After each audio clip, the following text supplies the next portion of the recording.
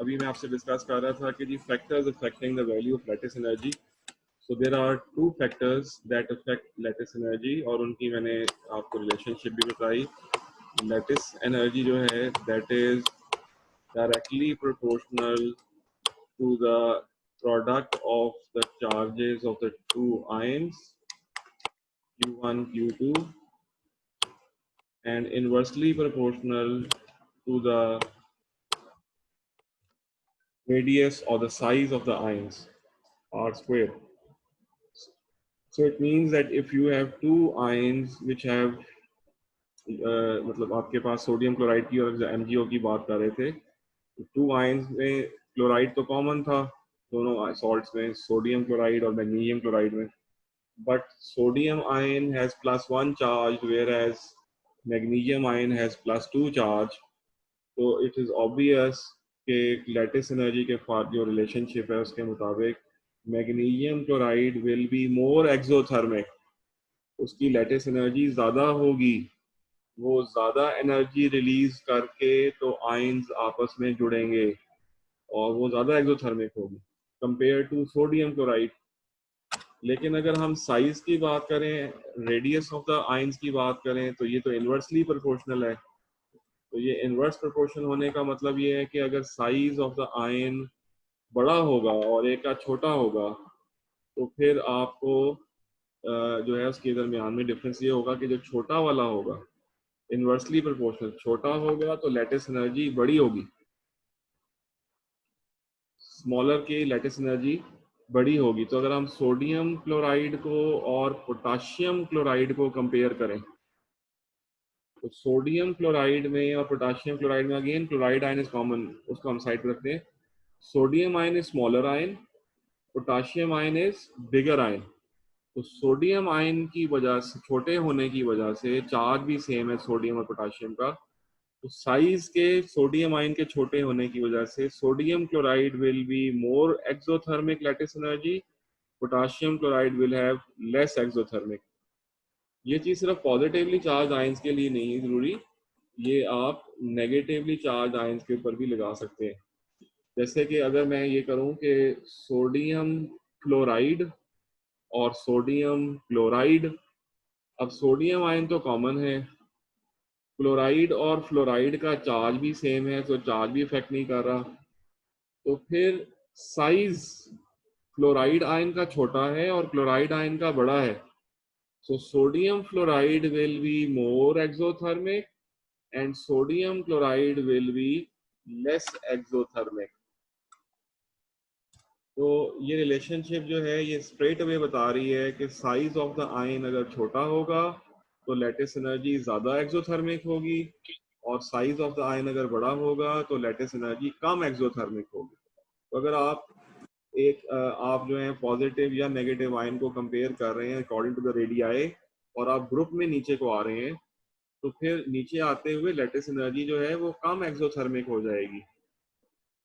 लेकिन अगर आप ग्रुप में नहीं है, आप पीरियड में लेफ्ट टू राइट जा रहे हैं, जैसे मैंने अभी एग्जांपल दी थी सोडियम क्लोराइड और सोडियम ऑक्साइड की, तो सोडियम आयन तो कॉमन है, क्लोराइड और ऑक्साइड की अगर हम बात करें तो क्लोराइड आयन जो है वो -1 चार्ज है, ऑक्साइड आयन जो है वो -2 चार्ज है। तो क्योंकि ऑक्साइड आयन का चार्ज -2 है इसलिए उसकी लैटिस एनर्जी ज़्यादा एक्सोथर्मिक होगी। इसलिए आप जो है वो चार्ज और रेडियस दोनों को देखते हुए डिसाइड करेंगे कि लैटिस एनर्जी किसकी ज़्यादा है और किसकी कम है, क्योंकि अक्सर इस पे सवाल जो है वो कंपैरिजन का आता होता है। तो अभी मैं आपके सामने एक ग्राफ लेकर आ रहा हूँ, ये देखिए, ये ग्राफ आपको दिखाई दे रहा है, लैटिस एनर्जी है और आपको सोडियम पोटाशियम लिथियम ग्रुप 1 को ग्रुप 17 से जोड़ रहे हैं। तो अगर आप अगर फ्लोराइड आयन के लिए पॉजिटिव चार्ज को देखें, पॉजिटिव आयंस को देखें फ्लोराइड आयन के लिए, तो लिथियम फ्लोराइड की लैटिस एनर्जी सबसे ज़्यादा है, सोडियम फ्लोराइड की उससे कम है, पोटाशियम की और कम है, रुबिडियम की और कम है और सीजियम की सबसे कम है। इसमें कौन सा फैक्टर है जो आपके ग्राफ को जो है वो अफेक्ट कर रहा है। देखें ये सोडियम की कम हो गई, फिर पोटाशियम की और कम हो गई, नीचे को आ गए आप। ये नीचे को आने की क्या वजह थी, कौन सा फैक्टर अपना रोल प्ले कर रहा है इसमें?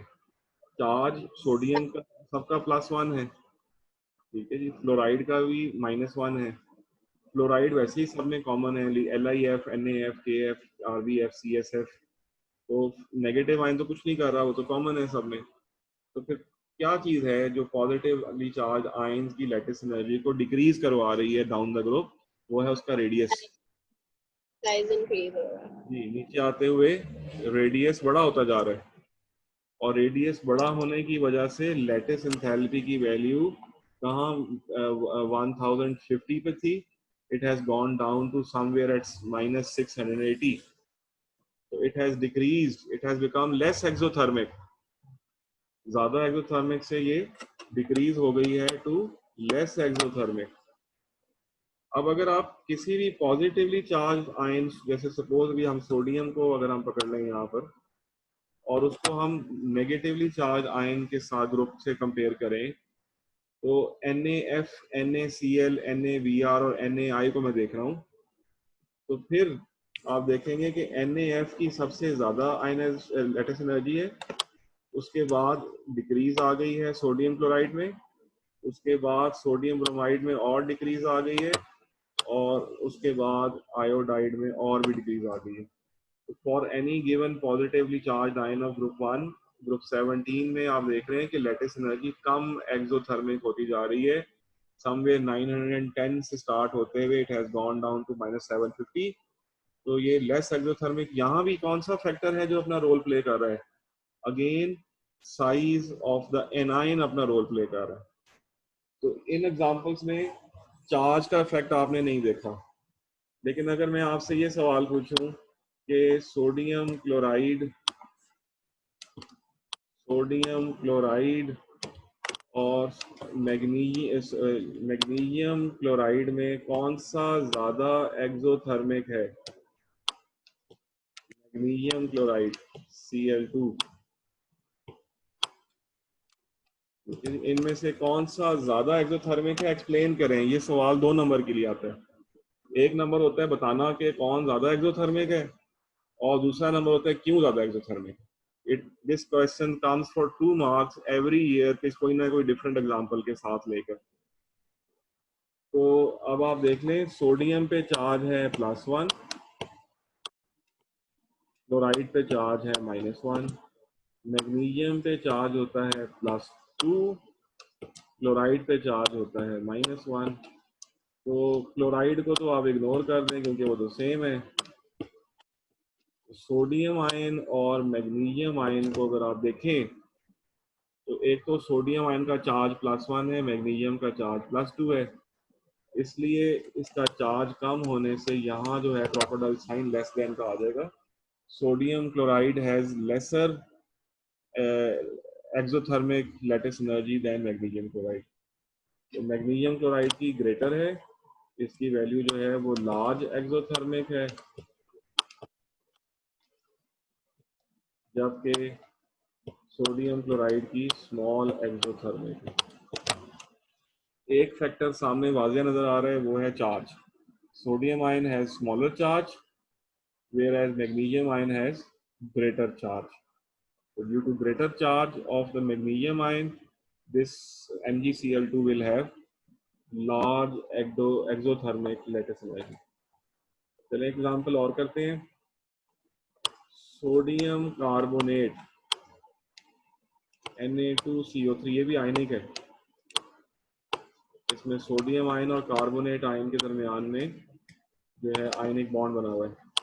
और पोटाशियम कार्बोनेट K2CO3, इनमें से किसकी लैटिस एनर्जी ज्यादा एक्सोथर्मिक है?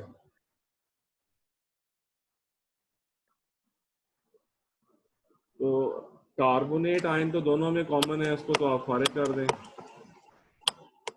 उसका तो फैक्ट नजर नहीं आएगा आपको, दोनों में सेम है। अब आ जाएगी सोडियम आयन और पोटाशियम आयन, तो भाई दोनों का चार्ज भी सेम है, इसका भी चार्ज +1 है, पोटाशियम का चार्ज भी +1 है। तो फिर अब क्या फैक्टर है जो नहीं सेम है, वो है इनका साइज, इनका रेडियस। सोडियम ग्रुप में ऊपर है, पोटाशियम नीचे है।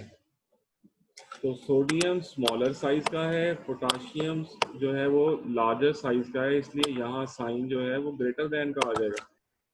सोडियम कार्बोनेट की lattice energy greater than potassium carbonate है, because sodium ion are smaller, they have greater charge density, they have greater charge in smaller area, तो उसकी वजह से sodium carbonate is more exothermic.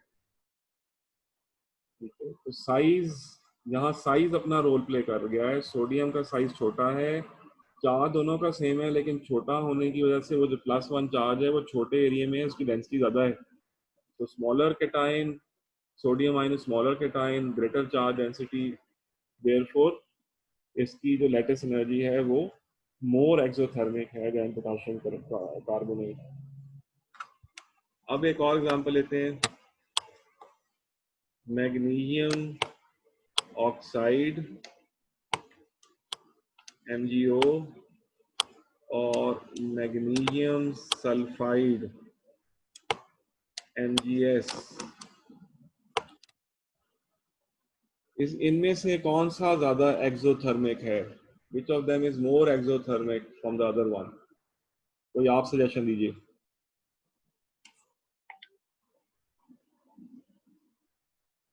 Magnesium oxide. जी, आपने कहा MgO is more exothermic than magnesium sulphide, तो what will be the reason? Sir इसका charge ज्यादा होता है, इसका चार्ज -2 होता है, सल्फाइड का -1। नहीं बेटा, सल्फाइड का चार्ज भी -2 ही है, ग्रुप 6 में है दोनों। आंसर की एक्सप्लेनेशन गलत कर रहे हैं, लेकिन आंसर का एक हिस्सा ठीक है। MgO is more exothermic than MgS। तो थोड़ा सोचें फिर अब क्या क्या राइट एक्सप्लेनेशन होगी। ऑक्सीजन का रेडियस छोटा होगा। जी जी, ये आपकी उसका जी जी प्लीज। साइज, सल्फाइड का यस, साइज देन ऑक्साइड है। आपका आंसर नहीं आ रहा।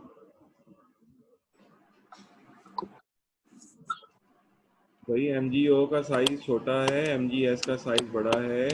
ग्रुप 6 में अगर 16 में अगर आप ऊपर जाते हैं तो ऊपर शुरू होता है ऑक्सीजन, उसके नीचे होता है सल्फर। तो ऑक्सीजन का साइज छोटा है, उसकी चार्ज डेंसिटी ज़्यादा है, सल्फर का साइज बड़ा है, इसकी चार्ज डेंसिटी कम है। मैग्नीशियम तो दोनों में सेम था, तो इसलिए MgO is more exothermic than MgS because of the size of the anion. Oxide ion is smaller and sulfide ion is larger. जितना छोटा साइज होगा उतनी ज़्यादा लैटिस एनर्जी होगी एक्सोथर्मिक में। तो ये है जी फैक्टर्स अफेक्टिंग लैटिस एनर्जी जो अभी हमने पढ़ा। तो लैटिस एनर्जी एंड सर बात भी हो गई और उसके साइज की बात भी हो गई। ये लैटिस फैक्टर्स थे। तो अब हम जो टॉपिक पढ़ने जा रहे हैं that is called ion polarisation. आपने AS के कोर्स में ग्रुप 2 पढ़ा था, ग्रुप 2, और आपने वहाँ एक टॉपिक पढ़ा था thermal stabilities of group 2 carbonates and nitrates, carbonates and nitrates.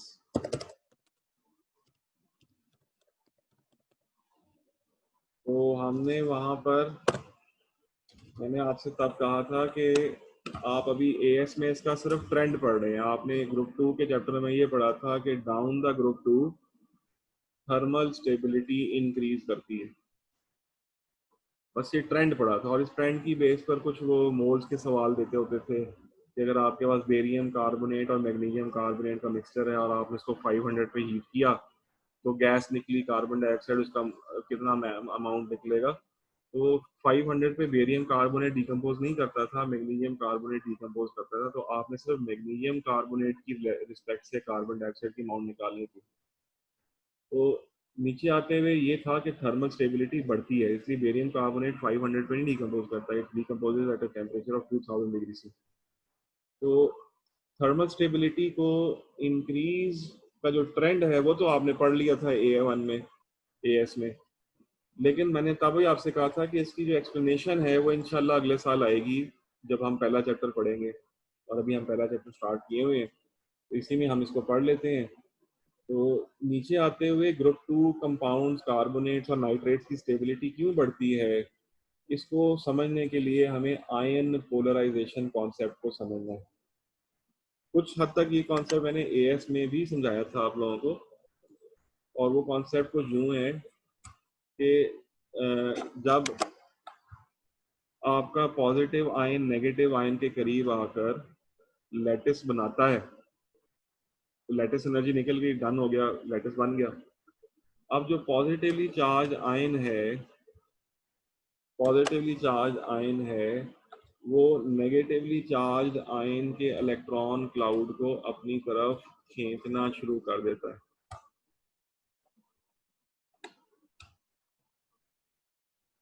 ठीक है, तो पॉजिटिवली चार्ज आयन, ये तस्वीर आप देख रहे हैं, +2 चार्ज आयन है और साइड पे ग्रीन रंग का जो है वो -1 चार्ज आयन है। तो positively charge ion negatively charge ion के इलेक्ट्रॉन क्लाउड को अपनी तरफ खींचता है। ठीक है, ये सिर्फ इसी तरफ होता है, नेगेटिव पॉजिटिव को नहीं कुछ कहता। Positive ion negatively charge ion के इलेक्ट्रॉन क्लाउड को खींचता है। ऐसा क्यों है बोले भाई? इसलिए क्योंकि पॉजिटिव चार्ज है और नेगेटिव आयन का जो इलेक्ट्रॉन क्लाउड है उसका क्या चार्ज है? नेगेटिव।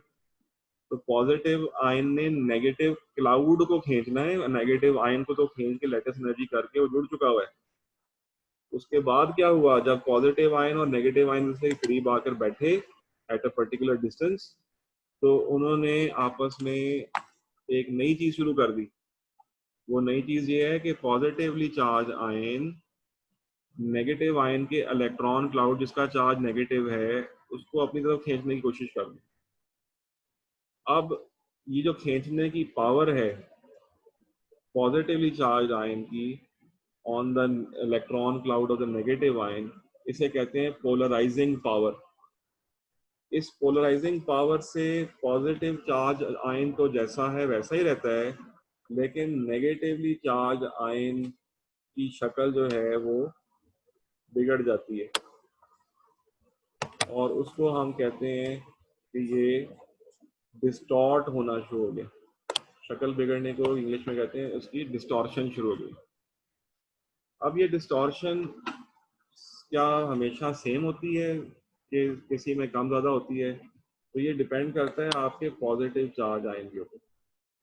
कुछ पॉजिटिव चार्ज आयन्स के सामने नेगेटिवली चार्ज आयन बिल्कुल डिस्टॉर्ट नहीं होता। कुछ पॉजिटिवली चार्ज आयन के सामने नेगेटिव आयन ज़्यादा डिस्टॉर्ट होता है, जैसे कि ये तस्वीर है उसका इलेक्ट्रॉन क्लाउड। और कुछ पॉजिटिवली चार्ज आयन के सामने ये वाली हालत होती है जो आप देख रहे हैं कि उसका नेगेटिव जो आयन है उसका इलेक्ट्रॉन क्लाउड इतना डिस्टॉर्ट हो गया है कि वो कहीं जाके उसको टच भी कर रहा है।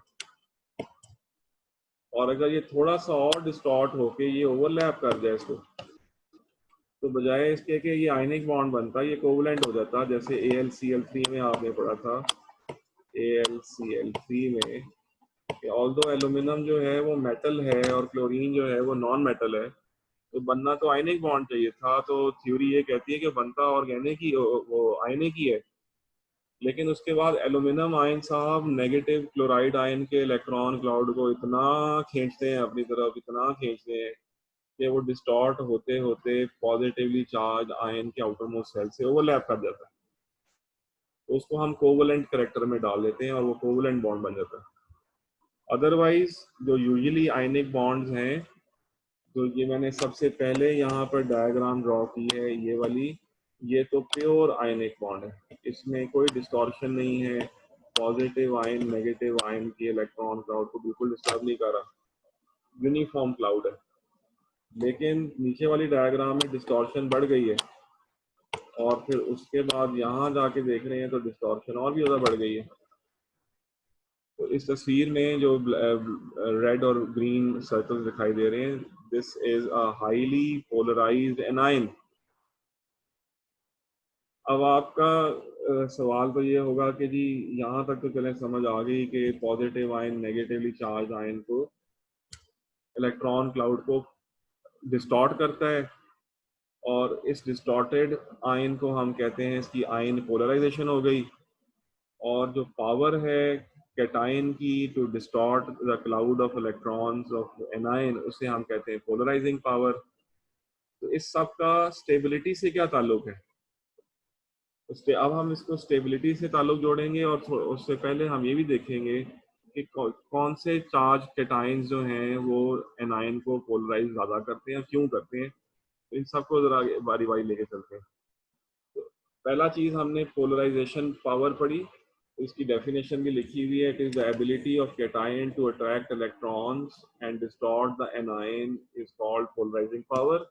एंड दिस फिनोमिनन या this distortion of the anion, distortion of electron cloud of the anion is called ion polarization. Ion polarization। तो कौन से फैक्टर हैं जिसकी वजह से अभी हमने कहा कि कुछ एनायन पोलराइज नहीं होते, कुछ ज़्यादा हो जाते हैं, कहीं पे बहुत ज़्यादा हो जाते हैं कि कोवलेंट बॉन्ड बन जाता है। तो फैक्टर्स अफेक्टिंग आयन पोलराइजेशन, तो इसमें दो फैक्टर्स सामने आपको दिखाई देंगे तस्वीर में। एक है चार्ज डेंसिटी, और दूसरा है कैटायन की चार्ज डेंसिटी, और दूसरा है ease with which the anion can be polarised, उसकी पोलराइजेबिलिटी। तो कैटायन भी अपना रोल प्ले करता है, एनायन भी अपना रोल प्ले करता है। कैटायन की चार्ज डेंसिटी ये डायरेक्टली प्रोपोर्शनल है to polarisation. It is directly proportional to polarisation.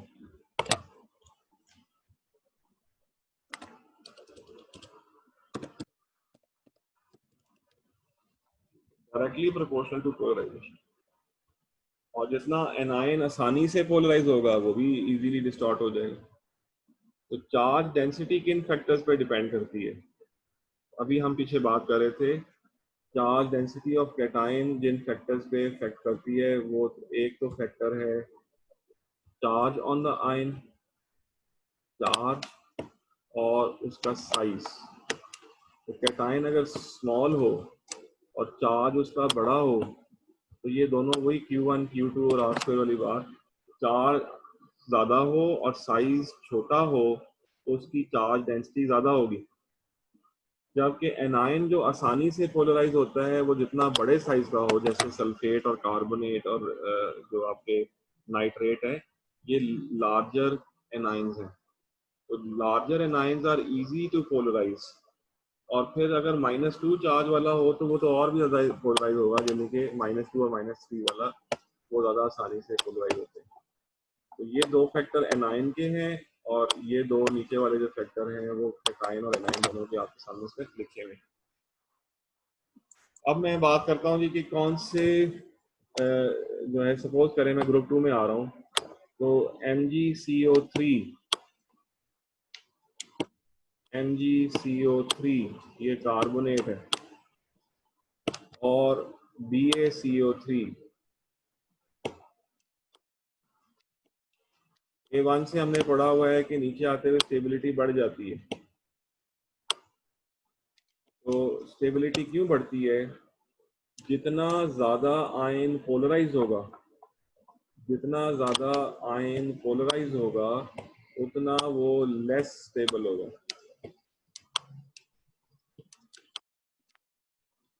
वो लेस स्टेबल होगा।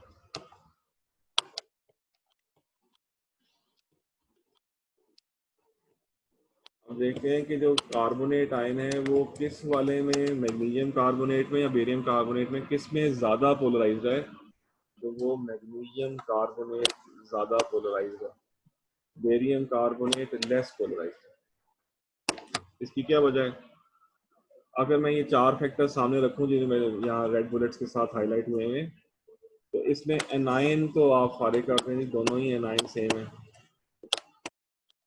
दोनों एनाइन सेम है, इसलिए उनका तो साइज या उसके चार्ज कोई फर्क तो कोई नहीं पड़ा। अब इसमें फर्क किस पे पड़ रहा है? एक तो मैग्नीशियम का चार्ज ऊपर +2 है और इसका साइज बहुत छोटा है। आपको पता है ग्रुप में नीचे आते हुए साइज बड़े होते हैं। बेरियम का साइज बहुत बड़ा है, तो चार्ज इसका भी +2 ही है, फिर चार्ज भी सेम है, इसलिए चार्ज का इफेक्ट भी नहीं आ रहा है यहाँ पर, तो साइज का इफेक्ट आ रहा है। Magnesium ions are very small, therefore they have very large charge density, they have very large charge density, whereas barium ions are very large, so they have very low charge density। और अभी हमने ऊपर लिखा हुआ है कि जितनी charge density ज़्यादा होगी एनायन उतना ज़्यादा पोलराइज होगा, और जितना ज़्यादा पोलराइज होगा उतना वो लेस स्टेबल होगा। तो भाई कार्बोनेट जब मैग्नीशियम के पास आके खड़ा होता है तो मैग्नीशियम उसका वही हाल करता है जो ऊपर रेड और ग्रीन जो सर्कल वाला था, positively charge ion carbonate magnesium charge जो है वो कार्बोनेट के आयन के इलेक्ट्रॉन क्लाउड को हाईली डिस्टॉर्ट करता है, इतना डिस्टॉर्ट करता है कि वो बहुत ही अनस्टेबल हो जाता है और थोड़ा सा हीट करने पर डिकम्पोज कर जाता है। वेयर एज बेरियम का आयन बहुत बड़ा हो जाता है नीचे आते हुए, और बड़ा होने के बावजूद चार्ज वही +2 है, तो नीचे आते हुए अब क्या हुआ है, चार्ज डेंसिटी जो है वो कम हो गई है, और चार्ज डेंसिटी के कम होने की वजह से बेरियम कार्बोनेट में कार्बोनेट पोलराइज नहीं हो रहा, बेरियम आयंस कार्बोनेट को पोलराइज नहीं कर सकते। इस केस में कार्बोनेट जो है वो बिल्कुल सुकून से बैठा हुआ है, उसका पोलराइजेशन बिल्कुल भी नहीं है, ये कार्बोनेट आयन है। इसके साथ कार्बोनेट आयन का ये हाल हो गया हुआ था कि वो डिस्टॉर्ट हो गया हुआ था इसकी तरफ। तो मैग्नीशियम आयन ने कार्बोनेट को बहुत ज़्यादा पोलराइज किया, because magnesium ion is smaller cation and has high charge density that causes carbonate ion to be highly unstable। तो बेरियम कार्बोनेट का साइज में, बेरियम जो है वो बड़े साइज का था, उसकी चार्ज डेंसिटी कम थी, उसने नेगेटिव चार्ज आयन के इलेक्ट्रॉन क्लाउड को डिस्टर्ब नहीं किया, उसको यूं का त्यों रहने दिया, इसलिए वो स्टेबल रहा और इसलिए वो हाई टेम्परेचर भी डिकम्पोज होता है। यही फैक्टर, यही सारी एक्सप्लेनेशन आप मैग्नीशियम नाइट्रेट के ऊपर और बेरियम का नाइट्रेट के ऊपर लगा सकते हैं। अगर ये मैग्नीशियम आयन है +2 मैग्नीशियम, तो उसके सामने नाइट्रेट आयन जो है वो, उसकी हालत ये होती है, ये nitrate ion is highly polarise. लेकिन ये चीज़ अगर आप बेरियम आयन के सामने जाएंगे तो वो बहुत बड़े साइज का होगा और उसका जो एनायन है वो भी अपनी हालत बरकरार रखेगा, उसकी पोलराइजेशन नहीं होगी और वो स्टेबल रहेगा। इस तरह से जो वही इफेक्ट जो वहाँ पे था वही इफेक्ट यहाँ एक्सप्लेन हो रहा है।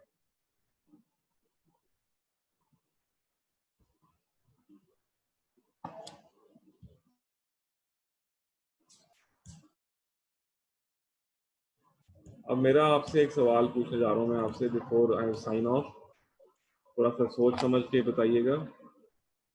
आपने बताना है कि कौन सा कंपाउंड ज़्यादा स्टेबल है और कौन सा कम स्टेबल है। अगर मेरे पास मैग्नीशियम कार्बोनेट है, MgCO3 है, और मैं उसको कंपेयर कर रहा हूँ पोटाशियम कार्बोनेट से, तो आपने इसको डिस्क्राइब एंड एक्सप्लेन करना है कि कौन सा ज़्यादा स्टेबल है और क्यों ज़्यादा स्टेबल है, which of them is more stable and why. या which of them is less stable from the other and why, तो दोनों तरह एक्सप्लेन कर सकते हैं।